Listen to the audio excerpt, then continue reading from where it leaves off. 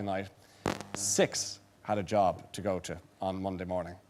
And because of emigration, it is now estimated that the GAA are losing around 250 players from clubs each month. Extraordinary figures when you look at them.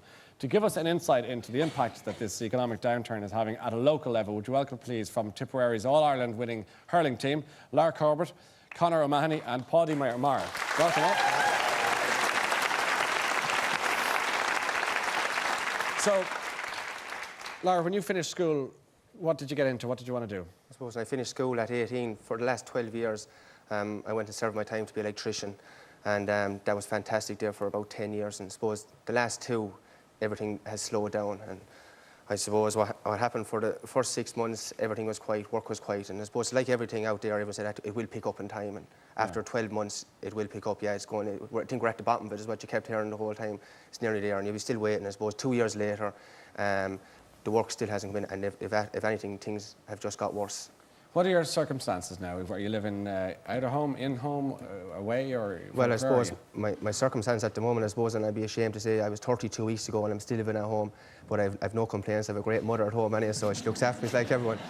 So the mother's probably worth about 1,000 a week anyway, so it is fantastic. And I suppose like you'd be talking about people emigrating, going to Australia, or going, but like you say, where do you go? Like, so if you do get in a plane and go to Australia now, you come back in 3 or 4 years' time, you're starting from scratch again. So it's very, very hard to know the right way to go about it as regards to, say, from now going forward. I suppose it'd be worthwhile asking you to give us a kind of typical week in the life of a top-class hurler like yourself. Like, what's involved? So I suppose what's involved is you have 2 nights in the gym, you have 2 in the field, and then you have 1 the weekend. I suppose a simpler way of putting it is you're putting the gear into the bag 5 times a week, and you're going somewhere that takes about 4 hours a round trip, 5 hours a round trip. So that's really what you're looking at. And I suppose it's very easy for the 3 of us coming up here tonight, like, you know, an employer looking in there, we're saying we have no work, and the first thing he's saying at home drinking his cup of tea is, sure, they don't have time for work. Sure, they're gone 5 days a week. But the one thing about it is, I suppose, what we really bring to it is just say as regards to team sport and what we can bring there as just say leadership or everything involved in that. So we're prepared, like, you know, to actually work hard on the field and off the field, and we just think that there's an opening out there. Like, you know, there's a great community in the GA. Every corner of Ireland that you go to, GA is strong there, and everyone works together. And I suppose there has to be a way out there of just say bringing the players together. And are you in work or out of work at the moment? At the moment, I'm out. At the moment, I'm out of work. Just say the electrical had dried up so much that the work wasn't there. Cliff. Yes. So my own situation at the moment is after the All-Ireland, like, you know, and Tipperary had a great year. It was fantastic to be involved in it all. But at the end of the day, like, you know, after the All-Ireland the week after, we were still waking up, nowhere to go. And we were just laughing about coming up on the train. Like, there's 2 things an Irish person will always say to you. The first thing is the weather, they'll talk about the weather, and their second one is, well, what are you at now? And you just know that they're going to say what you're at now, and you have your answer at, sure, I'm tipping away, I'm working, yeah. But they know you're not, you know you're not, no, and it's very demoralising. So you win an All-Ireland medal on a Sunday in front of 80,000 people in Croke Park, and one afternoon the next week you're collecting the dough. That's exactly what's been happening for the last year and a half for myself personally, yes. How does that feel, queuing in that for the dough? Like, I know it's difficult for everyone, but just your own. Well, I suppose like a lot of it is about your mindset and what you actually take from it. Like, you can actually curl up on yourself and you can say, I'm going to stay at home, the work is not there, I'm not going to do that about it. Or you can be upbeat about, like, I'm not the only one, we're not the only 3. There's plenty of people, like, you know, they could be in the audience tonight or they're at home. Of course, and watching tonight. The same situation. Yeah. But I think it's very, very important to be upbeat about it. That's number one. Like, it's very, very to be positive about it. And it's all about a network as well of meeting people and explaining your situation. Don't ever be ashamed of that you are collecting social welfare or whatever your circumstances are. And I just think that if there's a small bit more positivity out there among people, things will work and things will turn up. Try and talk the place up a bit. Think that, what were you up to until recently, Conor? What's your story? I suppose like Lara as well, I was involved in the construction industry. Yeah. I finished college in 07.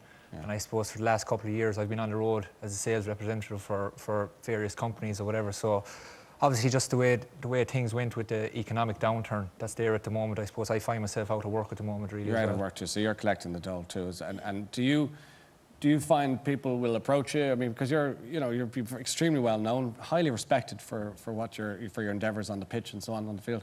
Do people come up and shoot the breeze and have the crack with you? Yeah, they do. I suppose they'll definitely come up to you if it's a Monday morning and you're after playing a championship match on a Sunday and you get bet. I suppose they'll be the first to tell you where you went wrong or whatever. So that's one thing that you always get. I suppose you'll have guidance from them, and you'll know what you did wrong or whatever. But it is hard, and I suppose you're going down there, but you're meeting people, I suppose, they want to talk to you. I suppose they want to see how Tipperary is going, how is training going, how is Corbett, how is Paudie, Maher, how are they going. It is them showing an interest in what we're doing, but it's hard for us, I suppose, to go down every Monday. It's not the ideal scenario for us to be going down every Monday and trying to hurl for Tipperary. I suppose we want to be the best we can be for Tipperary. And for us to do that, I think we need to be happy outside of the hurling field, whether that's to do with work and helping that along the way. Well, that is the question I'd like to ask you, which is how important is that element of your life to have a job? I mean, do you think that balances out what they call the work life, but in your case, sport balance? Yeah, well, I think it's very important. Yeah. I suppose when you're sitting at home every day, you're thinking, I suppose, about the matches coming up and you're training, and people talk about psychology, and I suppose you can overdo it at times. I suppose, but there's a fine line. I suppose when you're working away, you're concentrating, you do your job. I suppose come 5 o'clock, you switch off, then you go hurling, and I think everything works for each other. I suppose if you're hurling well, you're going to be happy in your job. If you're happy in the job, then you're delighted to go out playing, and then the opposite. Do you know what I mean? If you're happy hurling, you're going to be happy in the job. You know, there's a bunch of fellas watching tonight who are saying, "Sure, those lads are rolling in it. They got all the sponsorship. I saw them in the ads. They're making loads of money." I mean, does that get thrown at you as well? That might be just Larry at the moment. Oh, yeah.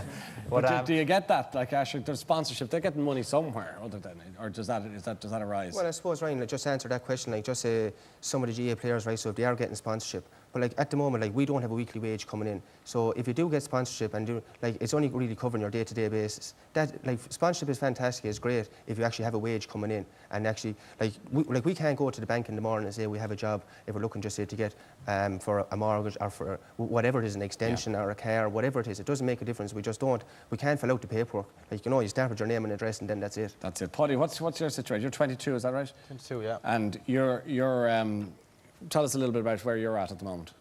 Well, I suppose I was working up until last November of 2010, we'll say, and you know, I was the same as two boys in the building trade, you know, and as we all know, things dried up in that area, you know, and I was trained to be apprentice plumber, so I was only halfway through my time, and unfortunately, at the moment, I wasn't able to finish out my time, you know, but... Are you living at home? I'm living at home, yeah. With the folks? Yeah. And are you making a contribution there, or are you...? Well, you know, my mother's at home alone, you know, and I'm the eldest son, you know, so I was helping out there. I was getting my weekly wage, you know. As of now, you know, I'm going out to the dole office, same as the lads, you know, and, you know, obviously not here to support two of us, you know, and that is after giving a dent there at home, because my mother is not working either, you know, so it does hurt all assets, you know. I love my mother to bits, you know, and I hope she loves me, but we're kind of getting sick of each other these days, you know, so...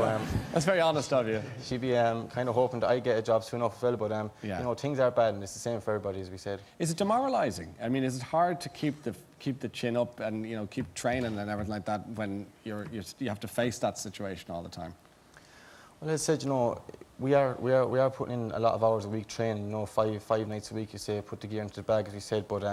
you know, it is a small bit down. It brings you a bit down, you know. If you have to come out of the excitement of a big match on a Sunday, you know, you're coming in to a Monday, then you're kind of shrugging your shoulders. You know, the rest of your friends looking up for working, you know, and they're asking you, you know, what are you going to do tomorrow? You're shrugging your shoulders. You don't know what to do. Like, you don't want to say to them because you have nothing to do. You know, it is demoralising a bit, but you know, we're not the only ones in the situation. You know, we said there's thousands of people. Yeah, in the country that's very generous and correct of you to say. I sit here and I speak to a lot of rugby players, you know, and they're the guys and they're joshing and they're having the crack and they're one nicer than the other. But they're making a pretty penny. I mean, they're making a good lot of money and they're performing in arenas that would be pretty much the Aviva's smaller than the one you're performing and winning your medals. And do you ever think, God, jeez, maybe we got into the wrong game? Or I presume you must think about their paychecks sometimes and think, God, we're doing pretty much the same thing, if not something bigger and better. Yeah, I suppose, Ryan, we always do think about it, and you always think about the soccer player, the rugby player. And the soccer players, of course, yes. But the situation we're in at the moment, like, you know, that conversation does come up an awful lot, but the situation we're in at the moment, like, I'm 30. I can't go back, I can't change. It's not going to change for me now. So it's Friday night here now. It's all about here and now. Like, it's not going to change around the next year or the year after. It's all about here now. It's Friday now, Monday morning. What can I do to change? Like, it's really just it comes back down to, I suppose you nearly have to come back down as an individual. What can you do to change for yourself? Would you like to be taking home a big paycheck for playing the sport that you love and winning the medals that you win? Yeah, I suppose it's what everyone wants to do is to get paid for what they what they love doing. But I Yeah. suppose the GAA is an amateur organisation. I suppose it's always going to be an amateur organisation, I suppose. And it's in Ireland where it's key, I suppose. You look at the rugby and the soccer, it's international. They have the money to, I suppose, to pay these players. But as now, the GAA is an amateur organisation, and I suppose we just have to deal with it that way. Yeah, would you prefer it not to be an amateur association? Well, I suppose we'd all love to get a few pounds for what we do and we love doing or whatever, but I suppose at the end of the day it is an amateur organisation, and it is going to stay that way. Do you think there might be a compromise where they could see their way to maybe looking after you a bit? Well, Ryan, we'd love you working on that there, because you're doing very well at the moment there, so you might get onto the GA there.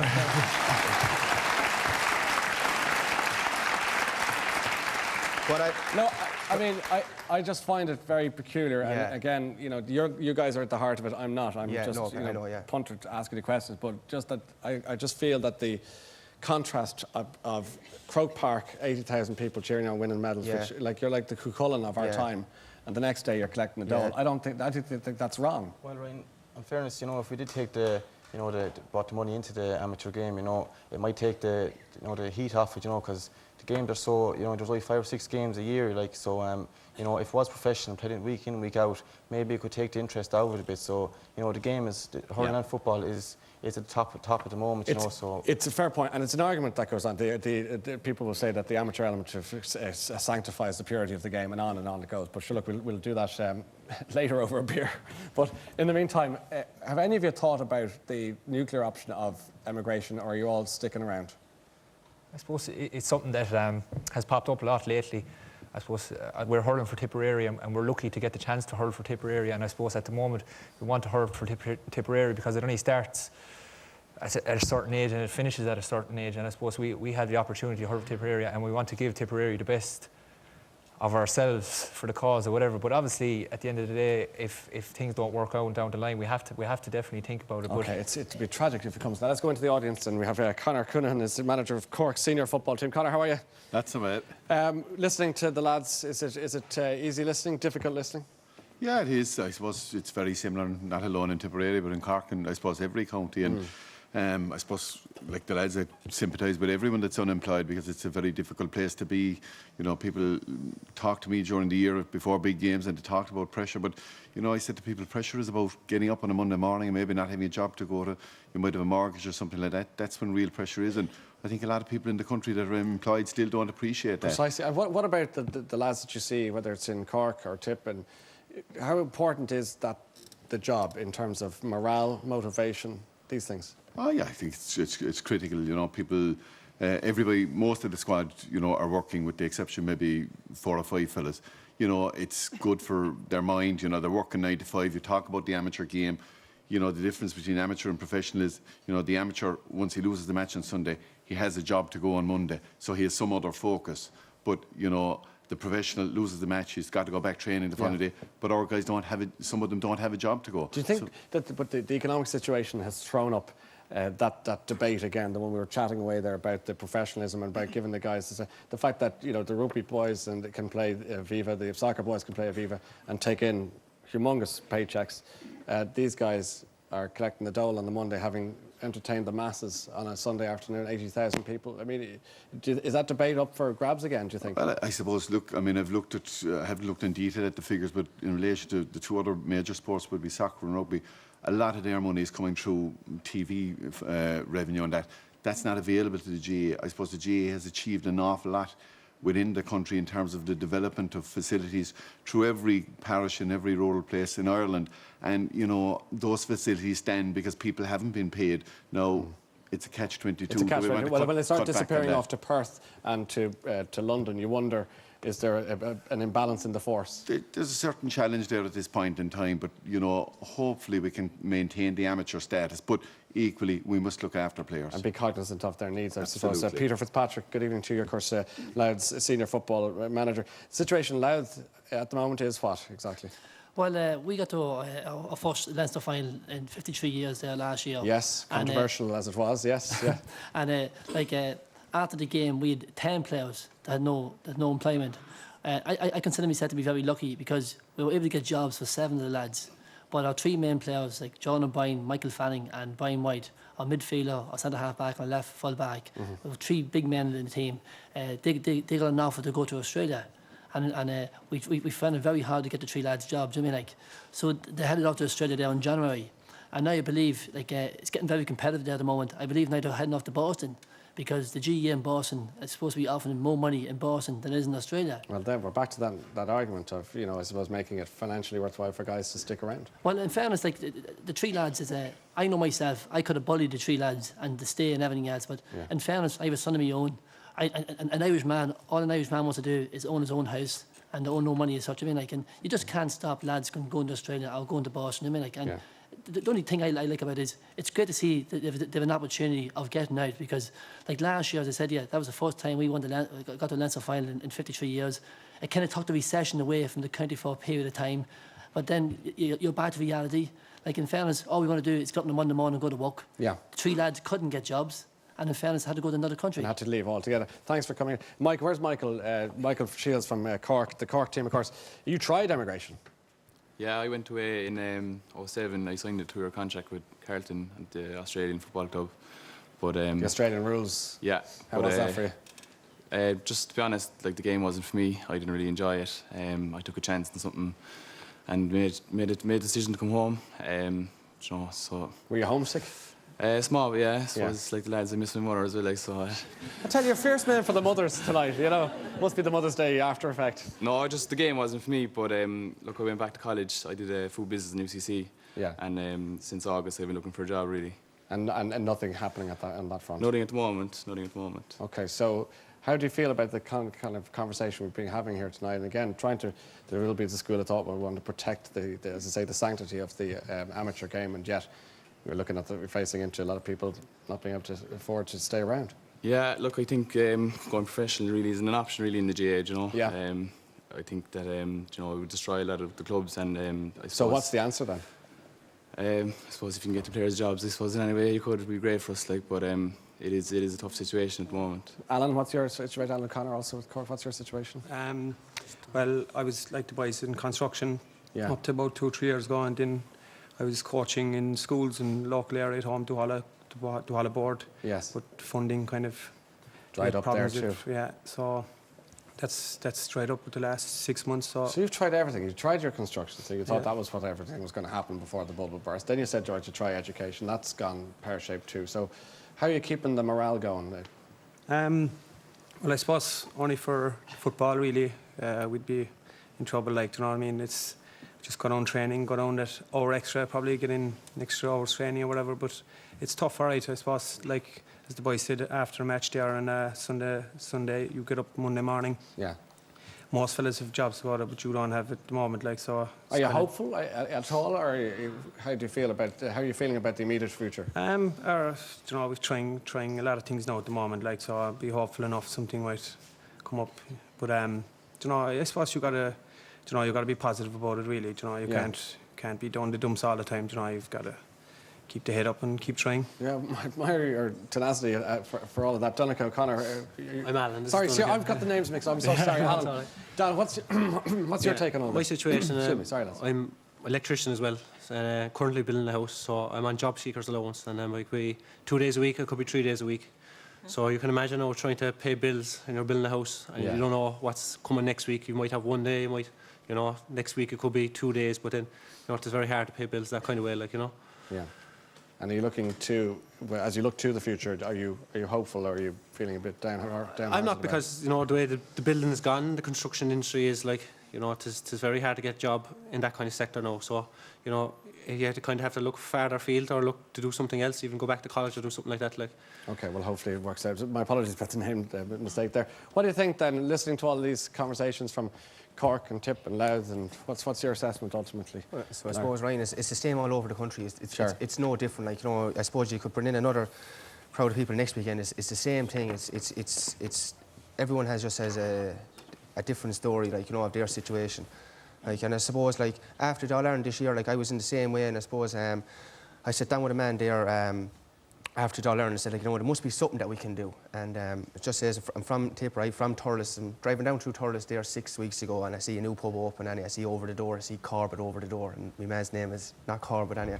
And I said, like, if he can make a living out of that, like, why can't I go and do something? So a few weeks ago, we sat down just with Kevin Coppinger, a person from Thurles there, and we're going opening up a pub there in 2 weeks' time. So I just said, we're going to give it a go, we're going to try it. Our family had a pub in Thurles there for 20-odd years. So you know the ropes. So we think we know the ropes, and we just think there's a kind of an opening there for something different. They have match days and that in Thurles. We're going to give it a go. And I suppose that's one other reason as well why we're up here tonight is try and be positive. And I suppose there's one thing is the fear of failure can stop you going doing something. So give it a go. If it doesn't work, it doesn't work. Try something else. And I suppose that's the angle we're coming from at the moment. Okay, well, look, I can't wish you enough luck in all your endeavours, to our friends in the audience and to our panel here this evening. Ladies and gentlemen, we might get the big round of applause. Thanks for coming to see us.